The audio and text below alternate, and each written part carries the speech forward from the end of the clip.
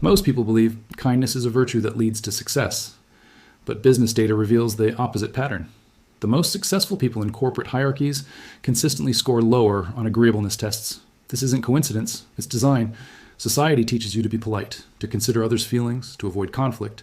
These social skills help you navigate relationships and build communities, but they also create invisible barriers to wealth accumulation. The politeness trap works through three mechanisms. First, negotiation disadvantage. Second, opportunity cost of emotional labor. Third, decision paralysis through consensus seeking. Let's examine how this plays out in real business situations. When two people negotiate a salary, the more aggressive party typically wins. Not because they're better qualified, because they're willing to create temporary discomfort. The polite person accepts the first reasonable offer. They don't want to seem greedy or demanding. The aggressive person counters 3 times. They research market rates. They present competing offers. They're comfortable with the tension this creates. The hiring manager respects this approach because it demonstrates the same traits they'll need in business negotiations. The polite person gets hired for $40,000.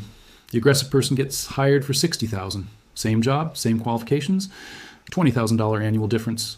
Over a career, this compounds into hundreds of thousands of lost income. This pattern repeats in every business interaction. Contract negotiations, partnership discussions, investment pitches, vendor relationships. The person willing to create discomfort consistently extracts more value. Research from Harvard Business School tracked MBA graduates for 15 years. Students rated as highly agreeable by classmates earned 37% less than those rated as low agreeability. The nice people were well liked and considered team players. The aggressive people became partners and executives. Now, consider emotional labor distribution in the workplace. Nice people become the unofficial therapists, mediators, and morale boosters. They listen to complaints. They resolve conflicts. They ensure everyone feels included in meetings. This work is invisible and unpaid. While the nice person is managing team dynamics, their aggressive counterpart is building relationships with decision makers, proposing new initiatives, taking credit for team successes. The nice person becomes indispensable for maintaining office harmony. But indispensable and promotable are different categories. Companies promote people who drive results, not people who prevent problems. A McKinsey study of middle management found that employees who spent more than 20% of their time on relationship maintenance were 43% less likely to receive promotions. The system rewards visible achievement, not invisible support. The emotional labor trap keeps competent people in supporting roles. They become the backbone of organizations without ever reaching the top. Decision-making reveals the deepest structural disadvantage of niceness. Nice people seek consensus. They want everyone to feel heard and valued. This takes time and dilutes focus. In rapidly changing markets, speed matters more than perfection. While the nice person is building coalition support for their proposal, the aggressive competitor has already launched 3 initiatives. 2 might fail, but 1 succeeds dramatically.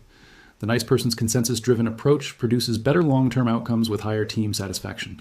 But business rewards short-term wins and individual attribution. The system selects for people who act quickly and claim credit loudly. Studies of Fortune 500 CEOs reveal consistently low scores on empathy and agreeableness measures. The average CEO scores in the bottom 20% for empathy compared to general population. This isn't because successful people lack emotional intelligence. They possess it, but deploy it strategically rather than reflexively. They can be charming in client meetings and ruthless in boardrooms. They express concern for employee welfare while eliminating positions to improve margins. They separate personal relationships from business decisions. This isn't sociopathy, it's compartmentalization. They understand that business and friendship operate by different rules. Mixing these frameworks creates internal conflict and external confusion. Consider Steve Jobs. Colleagues described him as demanding, impatient, and sometimes cruel in business settings. Yet he maintained close friendships and was reportedly a caring father. He operated by different rules in different contexts. The politeness trap varies dramatically across cultures. In Japan, excessive directness is career limiting. In Germany, straightforward communication is expected. American business culture rewards controlled aggression disguised as confidence. But even in relationship-focused cultures, the pattern holds. The people who reach top positions master the art of strategic niceness. They're polite when it serves their interests and assertive when necessary. Cultural conditioning makes this transition psychologically difficult for people raised in collaborative environments. Nice people experience internal conflict when they act aggressively. They worry about being perceived as selfish or manipulative. This emotional friction slows their adaptation to business environments. They second-guess themselves, they apologize for taking up space, they downplay their achievements to avoid seeming boastful. Meanwhile, naturally aggressive people feel comfortable in competitive settings. They don't carry the psychological burden of worrying about others' opinions. This freedom allows them to focus entirely on strategic outcomes.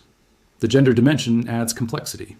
Women face additional challenges because aggressive behavior is often perceived as threatening rather than confident. They must navigate between being dismissed as too soft or criticized as too harsh. Research shows women are penalized for negotiating while men are rewarded. The same assertive behavior reads differently depending on who displays it. This creates a particularly challenging version of the politeness trap for female professionals. The system doesn't fail nice people. It functions exactly as designed. Organizations need a mix of personality types. Aggressive leaders set direction and drive change. Nice people maintain stability and execute plans. Both roles are necessary. The failure occurs in understanding which role leads to wealth accumulation. Leadership positions control resource allocation. They determine compensation structures, promotion criteria, and strategic priorities. Nice people rarely reach these positions because getting there requires behaviors that contradict their nature. This creates a feedback loop. As aggressive people accumulate leadership positions, they design systems that reward similar traits in others. Companies develop cultures that value results over relationships, speed over consensus, and individual achievement over collective success. The technology industry provides a clear example. Silicon Valley culture celebrates move fast and break things mentality. Disruption is valued over stability. Risk-taking is rewarded over careful planning. Nice people struggle in environments that prize controlled chaos. Nice people find themselves increasingly disadvantaged in these environments. Their natural strengths become liabilities. Their contributions go unrecognized because the measurement systems weren't designed to capture their value. Some adapt by developing what psychologists call strategic self-interest. They learn to be selectively assertive in high-stakes situations while maintaining their collaborative nature in daily interactions. This requires conscious effort and emotional management. Others create their own environments where niceness provides competitive advantage. They start companies with strong cultural values. They build teams that prioritize psychological safety. They create systems that reward collaboration over competition. But even these adaptations require initial capital accumulation. Starting a company demands resources that usually come from participating in traditional hierarchies long enough to build wealth. The politeness trap isn't about good versus evil. It's about different personality types optimizing for different outcomes. Nice people optimize for social harmony and collective success. Aggressive people optimize for individual advancement and resource accumulation. Neither approach is inherently superior. But in economic systems designed around individual competition, aggressive traits provide structural advantages. Understanding this dynamic doesn't require abandoning your values. It requires recognizing that business success and personal virtue operate in separate domains. The most successful people learn to navigate both worlds.